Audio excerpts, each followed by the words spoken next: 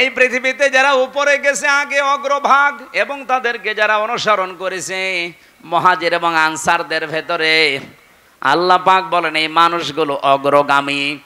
আল্লাযীনা তাবাউহুম বিইহসান, আর এদেরকে যারা অনুসরণ করবে তাদের উপরে আমি আল্লাহর ইহসান, তার মানে আমার বানানো জান্নাত তাদের জন্য।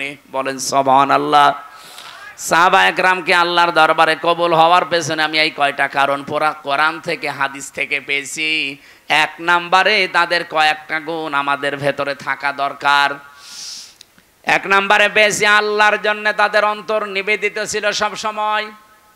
আপনি যদি কাউকে ভালোবাসেন আল্লাহর জন্য বাসবেন, কাউকে যদি ঘৃণা করেন আল্লাহর জন্য করবেন, কাউকে যদি কিছু দান করেন আল্লাহর জন্য করবেন, কাউকে যদি দান করা থেকে বিরত থাকেন যে আমি দেব না তোরে কিছু, তাও যেন আল্লাহর জন্য হয়, ব্যক্তিগত বা পারিবারিক সামাজিক কোনো কারণে না হয়। কথা বোঝা গেছে? আল্লাহ রাব্বুল আলামিন বলেন যে মানুষটার মন মানসিকতা আল্লাহর জন্য নিবেদিত থাকবে সব সময়, এটা সাহাবীদের ভেতরে ছিল। দুনিয়া একদিকে আর আমার আল্লাহর বিধান একদিকে, এই জন্য তারা আল্লাহর দরবারে খুব তাড়াতাড়ি মঞ্জুর হয়েছিলেন। দুই নম্বরে তাদের মুখে যা ছিল ওইটা তাদের মনে ছিল। মুখে বললেই ওইটা মন থেকে বলতেন, লোক দেখানোর জন্য বলতেন না।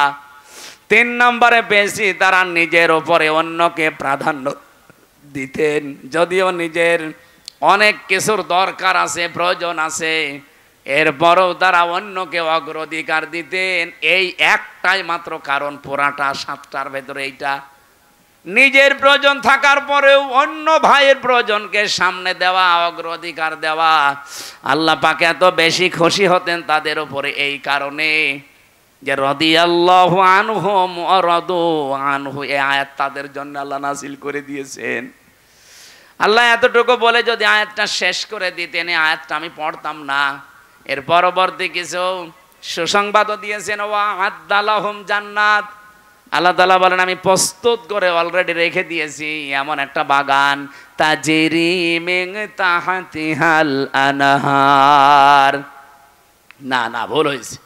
তাজরি তাহতাহাল আনহার, মিন নেই এখানে। মিন যদি থাকতো তাহলে তাহাতি হতো, যেহেতু মিন নেই এই জন্য কোরআনে একটা জায়গায় শুধু তাজরি তাহাতাহাল আনহার, এমন একটা নদী আর নহর প্রবাহমান বাগান বানিয়েছি। খালিদিনা ফিহা আবাদা, চিরকাল আমি আল্লাহ তাদেরকে ওই জায়গায় থাকতে দেব। যালিকাল ফাউজুল আযীম,